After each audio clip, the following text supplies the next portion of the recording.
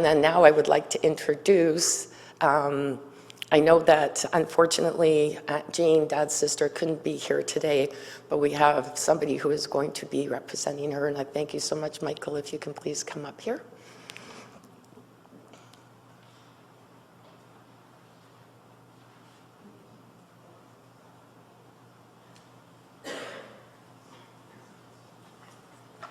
Good morning.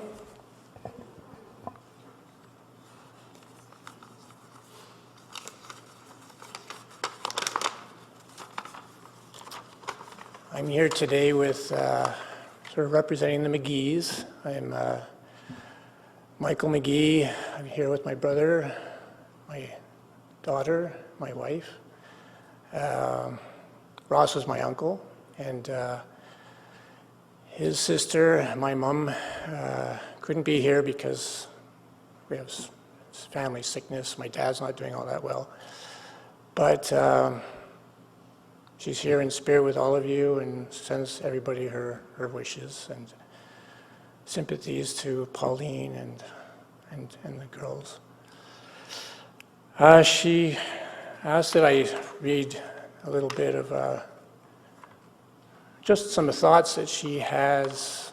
She thought that it might be interesting for some people to get a sense of what my uncle was like when growing up, my mom and her brother when they were younger, and the influence that he had on her when she was growing up. So here she goes. Here she writes, all of you have stories and memories of the man who my brother became. So I thought I'd tell you a little bit about the boy whose life I had the privilege to be part of. As children, he was my very best friend. In our grammar school days, I can still hear him calling out to Mom, "Where's Jean?" And I knew we would be off to some adventure, playing in the nearby woods or the local park, or just climbing trees, climbing our favorite tree. The summers would find us in the Laurentians, where we spent most of our time making forts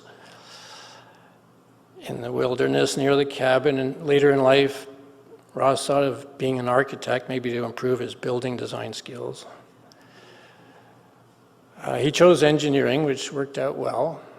While at Northern Telecom, he met Pauline, the love of his life.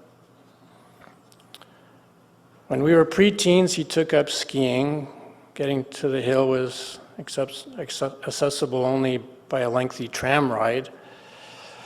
Ross was always a busy boy, interested in new challenges, and it was my figuring out how to get to the hill and how to interpret lessons that my father was giving us on how to ski. My dad studied the latest hints on skiing and read them out from the Montreal Star newspaper. Having Ross as a brother affected me in many ways. And skiing had some of the biggest effect. Most of my most memorable thoughts, some of my most memorable times were with Ross and my husband of 64 years, who joined me in our winter addiction. We belonged to several ski clubs, one of which took us to many ski areas in Europe. And another was the JB Ski Club in Mont Tremblant, which had a great effect on our meeting people in our lives. We spent most winter weekends there for the last 40 years, and in doing so, made friends of a lifetime. In our early teens, we summered at a cottage near some tennis courts, and we were allowed to play there when nobody was there, which was quite often. We took up tennis with gusto, coached by my dad, who had a book on how to play tennis. Many years later, my husband Terry retired with me, and we moved to Knowlton about 30 years ago. Knowing no one, we joined a tennis club, and the friends I made then are friends that I still cherish. We now hold playing cards instead of tennis rackets. Some of the more memorable traits my brother had was his self-reliance and perseverance. He needed to have that when he ventured out to cross the country in an old motorcycle. When he packed his bags, I noticed they were mostly full of tools, because he knew his bike was not too reliable, but he had a plan and he set out on his trip just the same. All that to say that the impact my brother had on my life was very strong in many ways. And somehow when I look at the towering oak tree that he planted years ago at Brome Lake as a child, he's still there.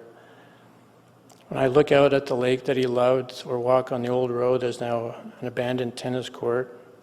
I still feel him with me. And today, all of you partaking in the celebration of life, I'm sure my brother is there with all of you. So God bless. Thank you. And thank you, Michael, and thank you, Laurie.